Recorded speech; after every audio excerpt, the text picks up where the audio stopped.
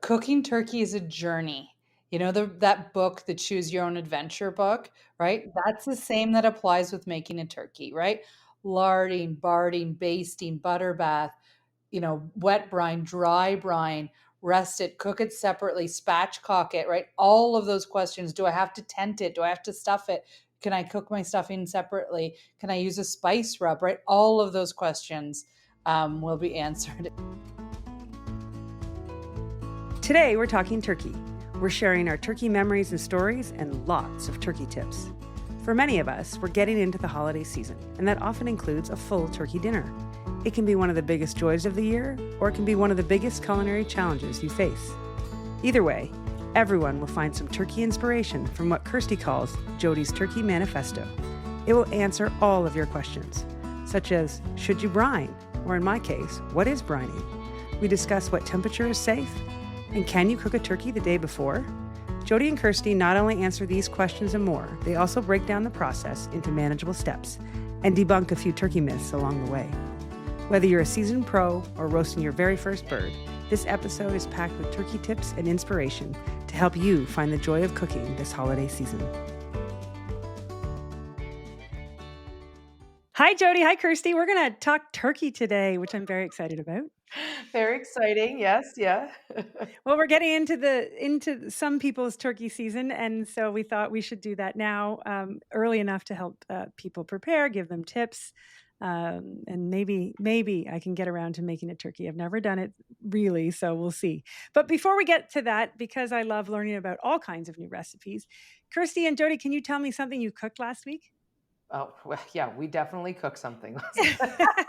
That's a yes. There's What? things. I got two things. So it's been kind of cool actually. Every week my hairdresser has been like calling me with either, recipes that she wants to try, that like she'll just make this stuff up, or recipes that I've made in the past that she's had before, and she's like, "Hey, can you make this again?" Right? And we do a little system, right? And so the one thing I cooked last week was, and Jody and I used to make it all the time in our brick and mortar studio, and that's a zucchini, meat, and cheese lasagna. So think everything you love about lasagna, minus the pasta, insert zucchini, a couple little different tweaks to how you bring it together. But man, oh man, yes, I did that last week, and I was reminded as to why we made it all the time, why we loved it, why it's a little bit special from your pasta one, how you feel after. And so, of course, I wrote a blog about it, and you can find the full recipe and all the tips and tricks in our recipe blog. That was number one. Wow. And so can I ask, why is zucchini the substitute for the pasta? I think Jody, maybe you can remind me. I think it started as like when we started making it, like carbs were the devil. Yes, and I remember that. And so I know there was lots of substitutes for pasta. Is zucchini a substitute for pasta, or does it just fit with the lasagna recipe? Amy, I don't know. I know you don't like, I know you're cooking, you're improving every week, and we're really proud of you. But do you garden? Like people that garden always plant like 2 plants of zucchinis and then end up with 75 zucchinis that they don't know what to do with. So then Ah. there's all of these recipes for, right, spiralized zucchini, zucchini lasagna, zucchini cake, zucchini loaf, zucchini muffin, zucchini fritter, right? Like all of these things. But and so it's a great way to use it up. Ours definitely was, because there are always cooking trends. So this was from the wheat belly era, when everyone thought that, wheat and gluten was the enemy to everything. As we all know now, it's like sugar is the real devil, but it might be something different later on, right? Next week. Yeah. And that's why it came up, because we had a fridge full of food that people could take, and we needed to just to make sure we had something for those that did not want to eat gluten. Yeah, gluten free or not, though, I was, yeah, reminded as to how delicious, how a little bit lighter it is, but you're still getting all the feels and the satisfaction of lasagna. So we're going to go from lighter fare to full-on turkey dinner. There are some holidays for some people coming up, and so I wanted to talk about turkey because we all love it. I haven't had a whole lot of success in making it. you know, the the turkey is really the main event. It's sort of the centerpiece, and it's that one dish. It really sometimes can make or break a family gathering. And so we're going to talk about it. We're going to talk about our childhood memories, some professional tips, how to get it done maybe without setting off a smoke alarm, and all of those things. So I'm going to give you a little context of my turkey memories and where I'm at because of where I came from. So my memories of mostly Christmas dinner is sort of my mom getting up really early to have to put the turkey in all day, and then running upstairs to get dressed, and then coming back down fully dressed to finish the meal and not really having any fun. So that's sort of part of where my maybe not love of making the turkey comes from. And then the men roll in and carve it. So, a very traditional sort of Christmas upbringing. Or the other scenario was, because we only had one oven, and that's one of my questions. How do you make turkey dinner with one oven?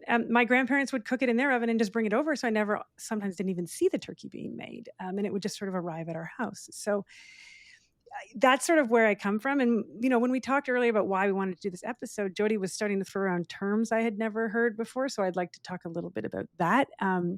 So why don't we start with some turkey memories from both of you, and then we'll start talking about making a turkey and how we can all get it done. I don't know. I have good turkey memories. I think Donna put on a good spread. She did a good meal. She did a good turkey. She did, go through all, as we got older, I have two older brothers, and, we talk about, lunch at breakfast, dinner at lunch. Like, we're obsessed with food. And, we did get a little bit like, okay, how can we make this better? And that's when, probably in the 90s, things like the brining came into play. And so I do have memories of experiment. I have memories of my brother sacrificing a pair of oven mitts and flipping the turkey over halfway. Like, and Jody's going to talk about this. There's just so many ways of how to answer the question, how do I keep it moist, right? So we tried all those as a family. We tried the deep fry. That was scary. My brother built a deep fryer. Like, he built a turkey deep fryer because, he's a tradesman. And what wasn't really noticed was how wet the turkey was. Of course, oil and water don't mix, and the garage got quite scary there. In the garage, even. Yes, not even outside. Even I know you're supposed to keep the barbecue outside. It was raining, right? Like, it was cold. It was October, and so we're like, hey, let's just, roll out the cars and do it in the garage. And so I have good overall, good turkey. My mom always cooked well with, like, nothing needed salt at the table, right? So for me, that's a win. Yeah. Aw, that's so nice. So my turkey experience isn't a turkey at all. We didn't like turkey. Or I didn't know that I like it now. My parents didn't like it. They like chicken, or it could be that we bought 25 chickens and filled a freezer at the beginning of of whatever season is chicken season, or whenever we needed them, right? I grew up with a family of 6, so it was always a half cow, a case of butter, a case of bagels, because my great aunt worked at the school cafeteria, and lots of chickens. So we would just have a chicken instead of a turkey, and it was delicious. Like, chicken, they can be a bit smaller. They're definitely fattier, so have a bit more moisture. There is a little bit more finesse when making a turkey. So first, you've got the permission to cook a chicken if you prefer a chicken. You don't have to do a turkey. My family now, there's 6 of us. My husband doesn't like turkey at all. Who doesn't like turkey? How could It's not offensive. I know. I still love them. But, like, come on, turkey. So for a couple times, I was like, okay, we'll have something else. And then my kids were like, we like it. We like the gravy. We like the mashed potatoes. We like the turkey. So come on, mom. So I still make it. Aw. It sounds to me, Amy, like that you either had turkey trauma or a complete disconnect from that turkey. Yeah, like when it arrives at your house. Just arrived at my house. It was amazing because my grandparents live right around the corner, and I don't know. I don't really know because there's a lot of dishes going around, and I mean, my mother-in-law pulls it off all the time, and it's always very good. The meal is always very good, but as a kid, it was like a lot of There wasn't a lot of fun or joy going on around the turkey cooking, and it's intimidating, the whole, like, all the things you're talking about, and so we've had a couple of times a turkey roll from Stemler's, and it's been excellent because I don't have to stick my hand in it and pull anything out. Doesn't take all day, and I can make other things, and that kind of stemmed from, Kirstie, you mentioned this about dropping kids off and being busy and not always having the time necessary to put it all together. So it's a great substitute. But Stephen loves turkey; it's one of his favorites, and to be able to put a meal together like that, I think it'd be a fun thing to do if I knew all the right things. But you said brine, and I don't even know what that is.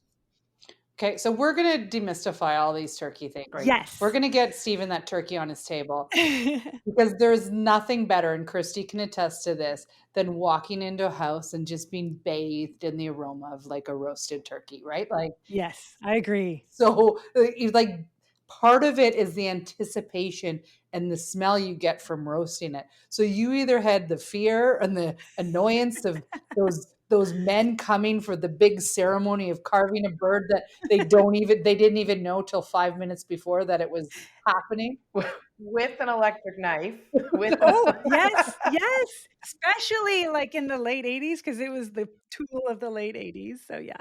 Just butchering the shit out of it, right? You have to bleep that one.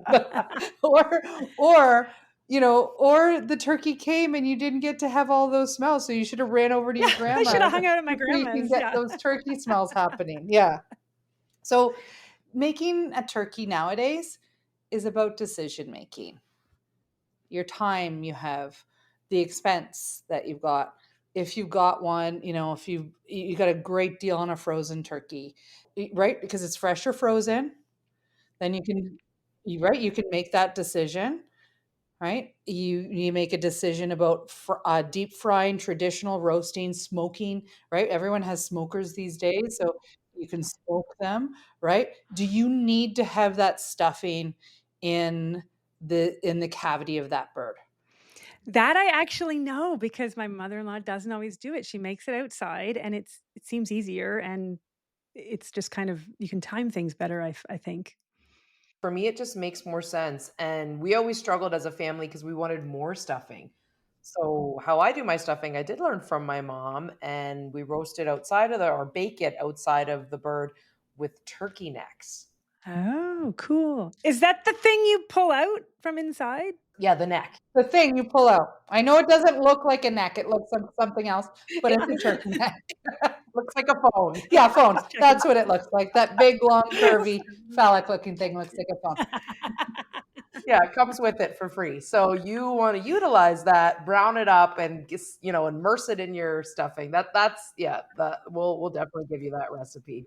Okay, I like this. Now, before we go too far, sizing's always an issue too. So, can you give us some parameters? If I have 4 people, is it a per pound per person thing? How do I find, order, buy the right turkey?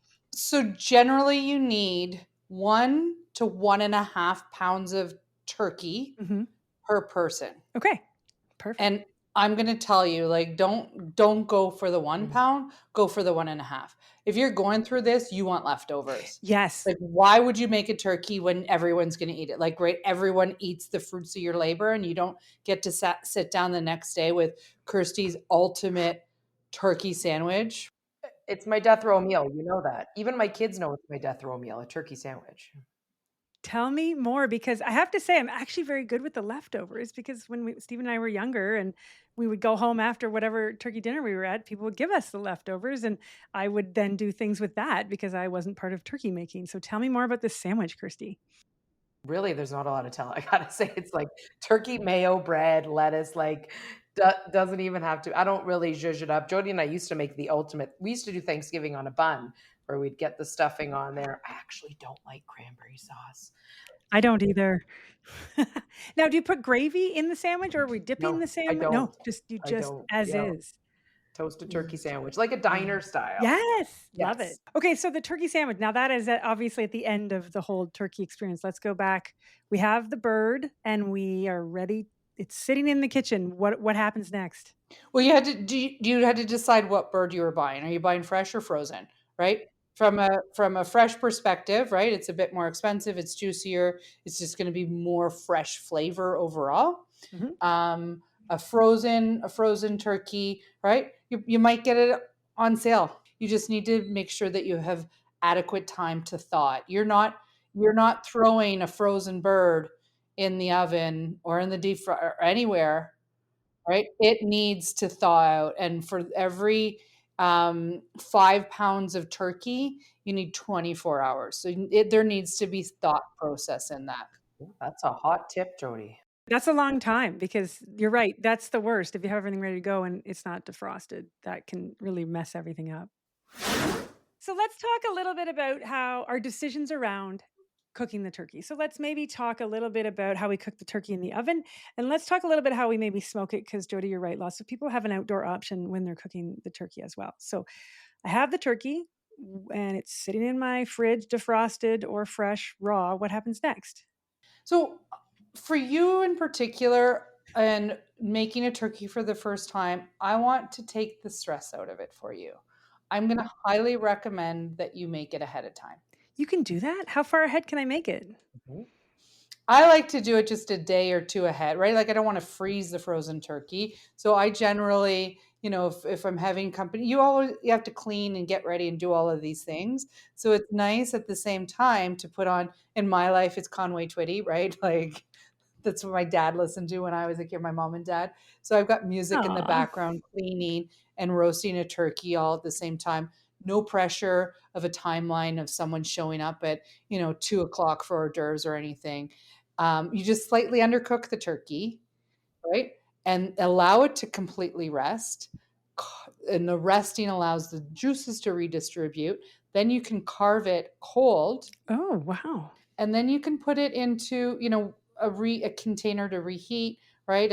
Even a roasting pan with a little bit of stock and some butter, because I like to butter bath my turkey. And while that's roasting, right, that turkey neck, or I order extra turkey necks. I also order some extra turkey bones because at the butcher shop, they'll have that because some people just want a turkey breast, right? And if you have 4 people, I highly recommend just buying a couple turkey breasts. You can easily brine them, you can slow roast them, and you can have all of the fixings. We've got a 1 hour turkey dinner, and it really hits the turkey dinner spot.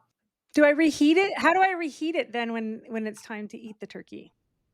So within that little bit of stock and butter that's in, just like a hot oven, no more than 15 minutes, right? Just till it's hot. It doesn't even have to be smoking hot, right? Like you never have it really hot, so just till it's cooked through, or just till it's warm, and then it's already sliced and ready to go. And people, then you just open it up and serve it. You made the potatoes ahead of time, those turkey necks and extra bones. You made a stock that turned into gravy because you need lots of gravy, right? Like 2 cups of gravy for a family of 6 is an embarrassment.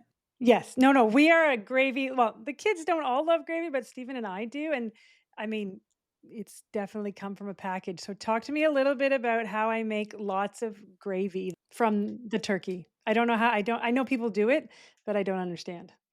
So, it happens outside, generally kind of outside it. I we don't eat wings in our right, Kirst, do you eat wings? I mean, there's no need for them, right? They're fairly tough, right? Especially if they've been roasting alongside that whole time. So yeah, you can use the wings, necks, and all that kind of stuff to essentially make turkey stock, and then you can use some of your drippings to make a gravy. But if you're starting off with turkey stock instead of just water, you can make a whole lot more gravy. So I have my stock and I have the drippings and I knew both of those well, I actually didn't know the stock. That's a great way to make more, I'm thinking. Mhm. Most people I've seen make them just from the drippings. So what do I do with those 2 things and how do I turn that into gravy? So then when you have got the turkey, right, like there's inevitably gonna be turkey fat, or maybe there's a couple pieces of turkey fat that you could render. So essentially render means fry, just like you would bacon. Fry, and it produces this fat. You just have that pure turkey fat. You add equal amounts of flour into that, creating a roux. There's our word for the day, a roux, which is a thickener, um, and used in many different applications. But it's equal parts flour and fat, and cook that out a little bit. Then you're going to slowly stir in, and Kirstie does this so well, just, really just stirs in the stock a little bit at a time to thicken it up and create a nice delicious gravy, essentially what it would be called. And then when your turkey's done roasting, right, you've got all of the drippings, and even on the smoker I will have a pan that collects those drippings, and whatever I've collected in that pan I put into that gravy just to bump up the flavor. Wow, that sounds very yummy. Yeah, and you could do all this ahead of time. I did what you did last Christmas, Jody, and instead of worrying about a turkey, I was drinking Caesars, and all we had to do was warm it up in the oven. Wow. Oh, I'm so excited to do it ahead of time. This is amazing. Yeah, it is time is the thing that causes the pressure. Yes, it does. I want to rewind a little bit because there is a question that there's a word that you asked and we haven't touched on it yet, and it's brining. So before we even get to the oven, right, you said my bird has thawed, it's in the fridge. We are going to do it a day ahead of time, and what's going to help us with that is brining. There's two different ways to brine: wet brine and dry brine.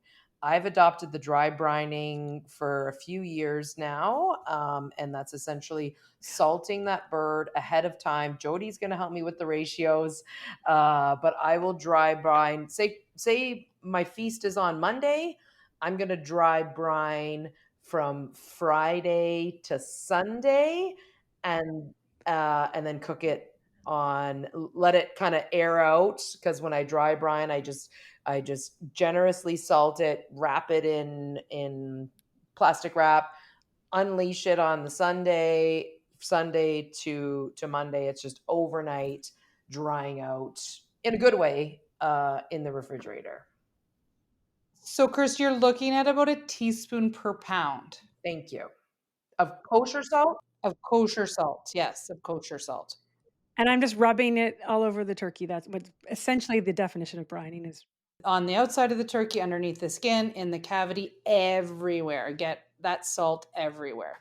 Like, don't think you're going to do that the night before. Like, you need that time for that salt to kind of really penetrate into the meat. Wet brining is less time, though, isn't it, Jode? Yes, yeah. You're looking like, so dry brining. I have dry brine for 24, but 48 is better. You can do it up to 3 days. Yeah. Where wet brining, Wow. it's 12 to 24, right? So wet is like a salt solution. You're looking at a quarter cup per 4 liters of brine. And you're immersing. So you're immersing that bird in a bucket of water, essentially, Amy. Oh, okay. If you don't use enough salt, you're wasting your time, right? Because like when we first started talking to people about brining, like 10, 15 years ago, people would be like, oh Lord, I can't use that much salt, right? Like, but it doesn't work. It's the same as when we cook pasta or we blanch broccoli. If you don't use enough salt, you're just wasting your time and money because it's not scientifically working. Look at me throwing out those science things, Jody. Science. Kirstie's science girl today. I like it. We're making a little switch. Okay, so I've brined my turkey for 2-3 days. And then what happens? So then, right, it comes down to the temperature that you're cooking it at. I've had someone out in the streets quote me. They're like, you said that 350 is indifference, right? Like 350 oven temperature is like, meh, don't really know. Not going to get really great, browning. Not going to, really do any low and slow cooking at that temp. It's just indifference, and it's true. So depending on the size, you're either like, there's always the question is hot and fast, low and slow, right? Hot and fast is going to create nice crispy skin, nice browning, right? Really nice, delicious results there. It's going to cook faster, right? But there's going to be more moisture loss. Low and slow, the slower and lower you go, the more moisture that you retain, right? It's not as a shock to that bird. The skin might not be as crispy. So our compromise is both, right? Start out hot and fast, because if you do it at the end, you run the risk of overcooking. You want that initial high heat for the browning of the skin, and then you're going to turn it down low so you've got that more gentle heat where it doesn't push out all the moisture. Crispy skin, juicy bird. That's what you want. That's a great tip. I love that. So it cooks for a very long time. And I'm always curious about the resting because you're supposed to rest the steak and I know you're supposed to rest meat, but I I worry that I rest it too long or it gets cold or I wouldn't know. And I know it helps with the flavor. So I pull it out and is it covered? Is it uncovered? How long do I leave it? What's the best practice? Before we take it to rest, we need to know if it's done. Good point, Jody. Wow, you must be a chef or something. You must be. That raw turkey dinner is probably not what people are looking for. I'm going to say if you want perfection, you need a thermometer. Yep. There's no guessing, right? Like I've got many thermometers. Chefs have I'm wearing I can't help but wear my apron. I've got a pocket here. If I was working in a professional kitchen, there would be a thermometer here, using temping, doing the stuff all the time. When we smoke briskets like bi-weekly. I'm always I'm using my thermometer to help guide me. I know somewhat, but you've got different pounds, you've got different sizes. Did you remove the wings and put them in the gravy so you've got less? Did you pull the whole chicken apart and just cook the thighs and the breast separately? You can't just do touch feel because it's just larger. There's just so many things. Buy a good instant read thermometer. And where do you stick it, Jody? You stick it. Okay. So that's part of the issue, right? Like they're like, well, breast meat and dark meat and thigh meat cooks differently, right? Your breast meat's done before your thigh meat is, but you need to have it all done, to a safe temperature in order to eat it. So I always pretend that I'm like the animal, whether I'm a cow talking brisket and where briskets are, right? Or if I'm a turkey, right? Like under the leg here, right? In the kind of armpit of the bird. It's like where you take your That's kids' temperature for yeah, accuracy. not touching. You don't want it to touch bone. Okay. You want it to get deep enough and use common sense, right? You're not testing it within the first hour. The first indication that something's cooking is you start to smell it. Just because you smell it doesn't mean it's done, but it is like, oh, it's getting closer, right? I'm getting all that golden crispy skin. I'm getting the drippings happening. That's your first thing. And then you can temp it. Your time is a guideline. What is it? 20 minutes? 20 minutes a pound or something? Isn't that the guideline? Yeah. And then what's our optimal temperature? The optimal temperature for the breast meat on a turkey is 157 to 160. You've got carryover temperature once you pull that out of the oven, right? There's still heat, so it's going to take it to the 165, right? For the thighs, you're wanting 175. And if you are adamant about I'm stuffing that bird, my mom did, my grandma did, my grandma's grandma's did, then you want that stuffing, you have to temp it on the inside, and that needs to be 165. If you want the juiciest, best bird that you're ever going to create, right? I want you to get a thermometer. Thermometer and brining. Those are our two good tips, I think. You know what I want to talk about, because we don't want this podcast to take the same length of time it takes To make the roast turkey. a turkey. I want to say that because I might have the inside scoop because I'm married to the butcher, is there's purchasing options in 2025, right? Like when we grew up and when Jody and I cooked Thanksgiving dinner in Florida one year, remember that disaster? Our only choice was a rock solid whole frozen turkey, right? There wasn't the options, I feel like, that are available today. Nowadays, you said you want to serve 4 people. The butcher will give you a half of a turkey. There's no such thing as a 6-pound turkey, right? And sometimes we are at the mercy of our farmer. I know last year it was a real panic where Farmer Colin, this is a true story, right? Scotch line turkeys out of Elmira, right? Fantastic local farmer. He's like, they're just not small this year, right? Like we can't control the size of the bird. So they started splitting them down the middle. So then you would get the best of both worlds, one leg, one breast, thigh, that sort of thing. There's options. They do, bone. They'll take out the bone for you. So you, like you said, you've had your rolled turkey before. It's going to cook in an hour. No brainer. There's options. That's fascinating. I mean, to have a half a turkey is such a great option for a smaller amount of people. I mean, we talk about big family gatherings and things like that. Some people have smaller gatherings or even just a random Sunday dinner. What a great option. Exactly. Yeah, we've even, and I do the last year I did this. I did the legs and the breast separate. Like it was all deboned. Or I guess there was still bone in it, but it was all cut up. So we roasted the legs and thighs in one pan, took them out, rest, breasts in the other, took them out, rest, carved, Caesars the next day. And then can you still brine the half turkey? I sure did. I did a dry brine. Yeah. All right. I like it. Check out our blog on turkey. It's going to give you all of these details. If there's something like, Jody, I don't want to hear that you were drinking margaritas in Florida and that's why you had That was a issues good with day. the turkey there.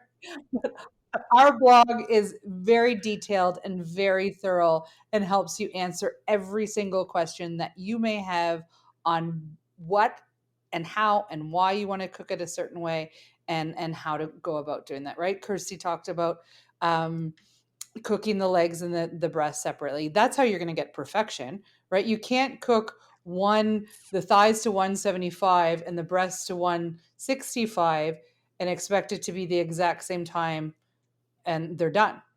Jody, I'm so glad that you brought up the blog because you're right. It's not, you call it a blog, but it's not the traditional 250 word blog. It's actually an instruction manual on how to cook turkeys a variety of ways. And I think that that's such a great tool. And we're just kind of skimming the surface on some of the things that I had questions about. But for anybody that wants to cook a turkey or maybe experiment with how to cook a turkey, I think everything is in there. And if anybody has a question, they can always reach out to either of you to sort of get the answer and even further enhance your meal and make more memories and have more fun while doing it. So thank you for taking the time to write it. And I would encourage everybody to check it out because there's lots of great information in there.